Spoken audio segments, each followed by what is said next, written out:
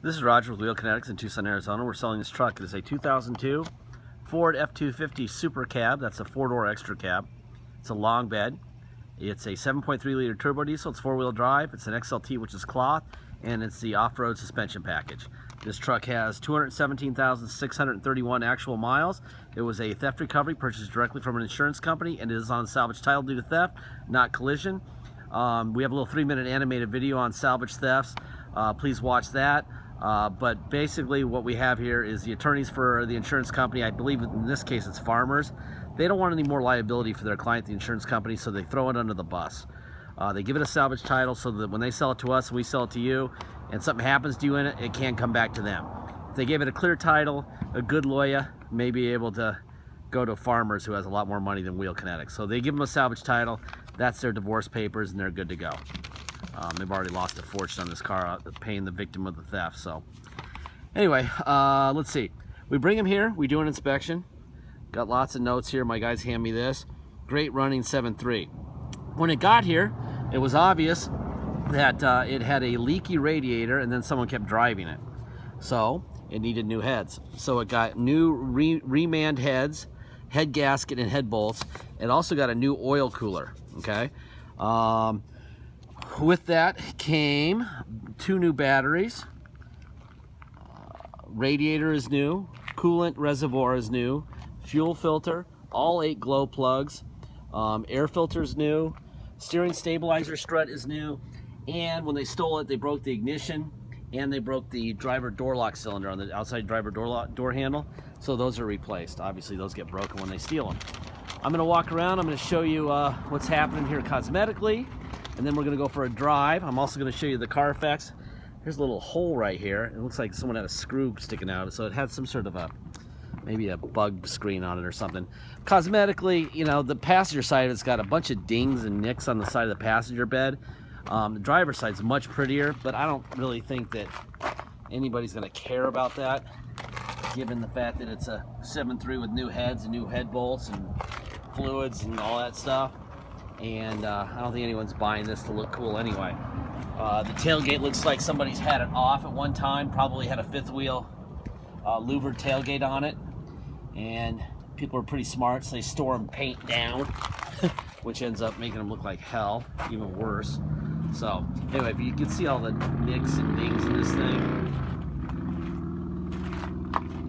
on the passenger bedside.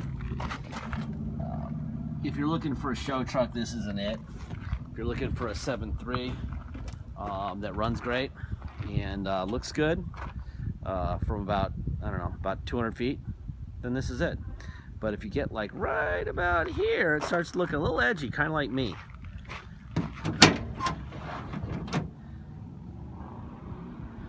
Got some wheel tools there that are probably going to rattle around when we go for a drive.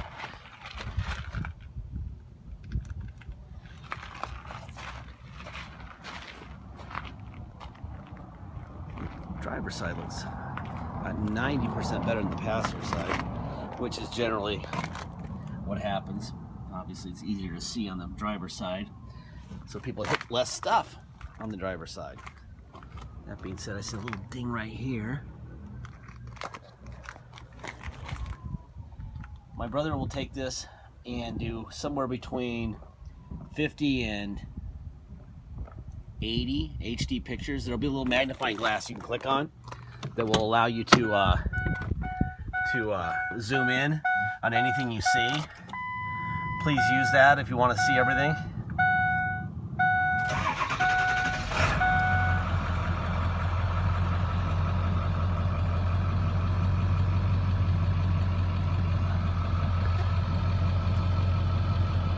$217,635 miles. All right, people want information. Here's a lot of information coming up. Kelly Blue Book, long bed, 217,631 miles. Suggested retail price $11,079. It's not going to matter. It's on a salvage title, by the way. We've sold these things by the gunny set. We've sold so many of these, we know exactly what this truck's going to bring.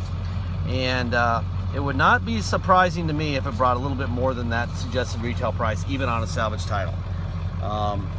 People are pretty wise to this. Branded title due to theft. That was the date of this Carfax. And boom, boom, boom. It's always looks like it was always in New Mexico. And I remember there was an accident report somewhere. Here we go. It says here, apparently they were towing something. They were in North Dakota for this one.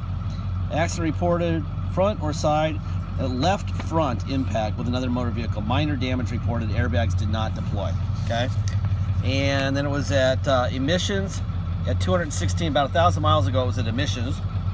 And then it got stolen, and they gave it a salvage title.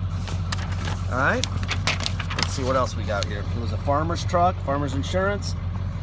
Title on the date on the title was 8/17/16, and there are the miles. Okay, and then there's our current title, Wheel Kinetics, issued 9/6/2016, and there's the mileage. All right, all that stuff. The current title will be in the options will be in the ad.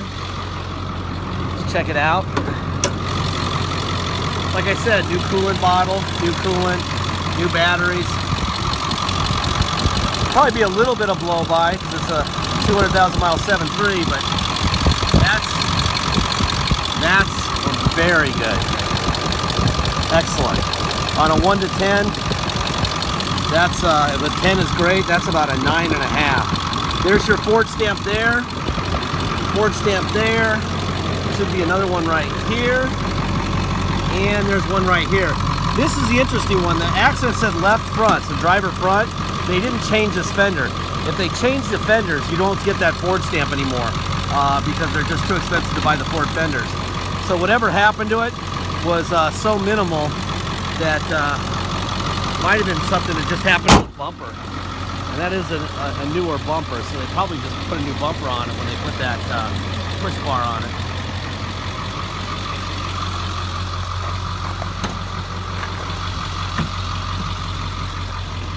I say the point of these videos are not designed to sell the truck.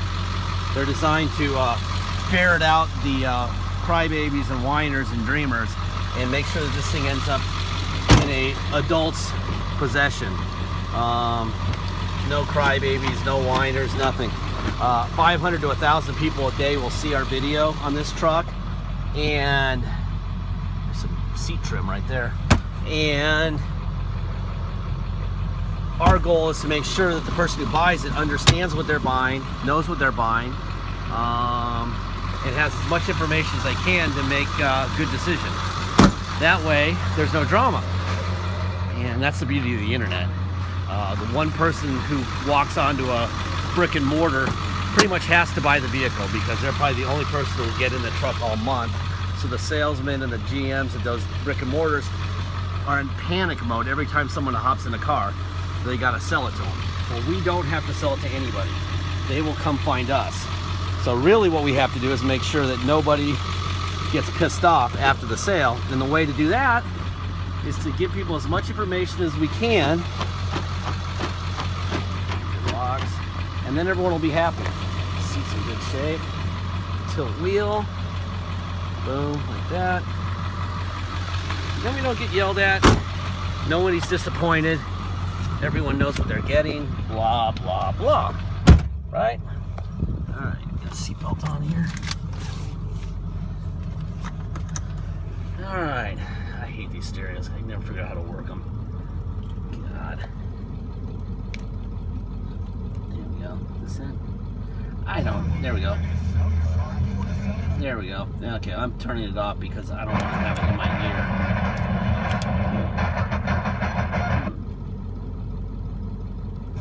There we go. That's volume. There. Alright. Air conditioning is blowing ice cold, and it's in the mid-90s, and we're almost at Halloween, so that's a good thing. Can you believe that? There's overdrive off and on. Alright, let me move this thing forward a little bit.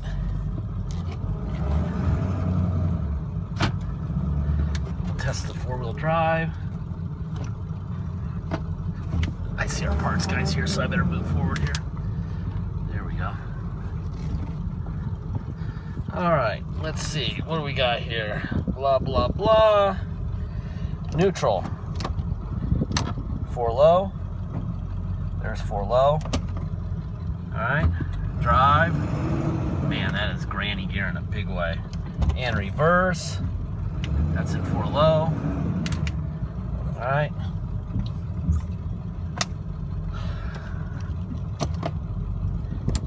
Too high.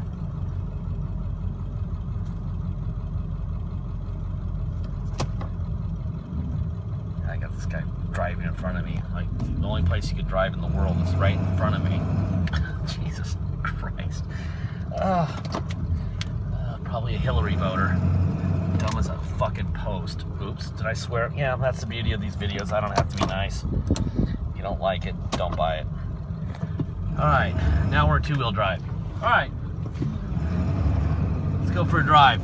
It's on a salvage title. If you come to Tucson and drive it home, you're going to need plates and insurance. We cannot get you temporary drive-away plates, and you can't get insurance on a salvage title. So we have to take it to motor vehicles before you get here. We charge $200 to do that. It's a minimum of 4 hours of our time. We take it there, they do what's called a level 3 inspection, then we can get you what's called a restored salvage title. Then we can print up temporary plates for you to drive away in, and you can get insurance. So that's mandatory, so it's $200 to do that, to restore the title. Then it's $250 dock fee, and then there's taxes. God, this thing runs strong, really strong. 7.3s are a little bit slower than this usually. This thing's pretty quick. $250 dock fee, and then taxes. Taxes are 2% city sales tax here in Tucson, plus whatever your state tax rate is. So if you come here to drive it home, you're going to pay your state tax rate, plus our city of 2%, plus a $250 dock fee, plus $200 to restore the title. If you pay by wire and ship, all you're obligated to pay is the agreed upon price. If you want us to restore the title before it ships out to you, just click the box that says restore the title, and it'll add $200 to the deal, and we'll do that for you. Okay? If you're paying by wire, once we receive the wire, we will fill out the title with your name or your company's name and address. We'll notarize it, sign it off to you, scan it into your online file, and then we'll mail it to you. We'll even scan in the envelope we mail it to you in. And obviously, once you have the truck shipped to you, you already have the title. You go to motor vehicles, get some plates, and you'll be happy. Deposit.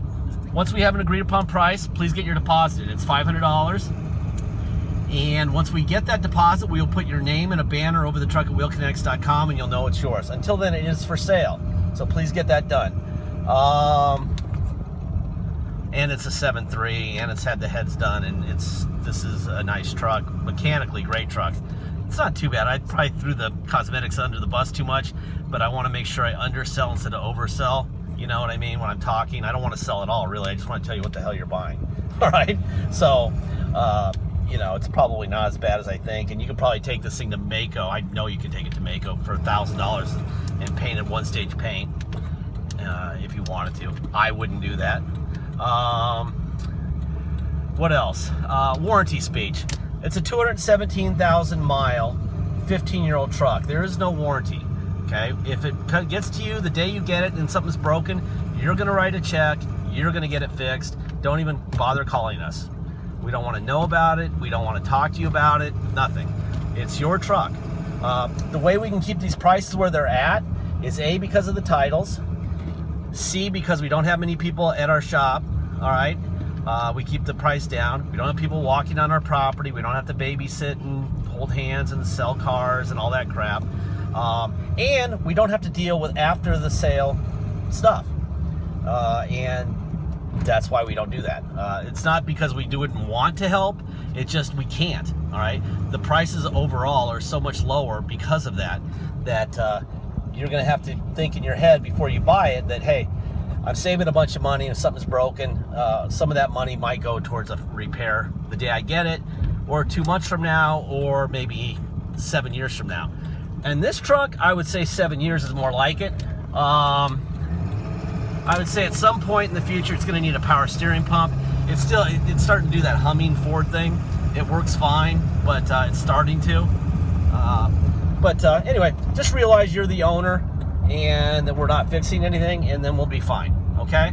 And that way the right people buy the right car, okay? Sounds a little harsh, but we want people to know what they're buying and you know what they're getting into, and if they don't like it, go somewhere else, all right? Thank you.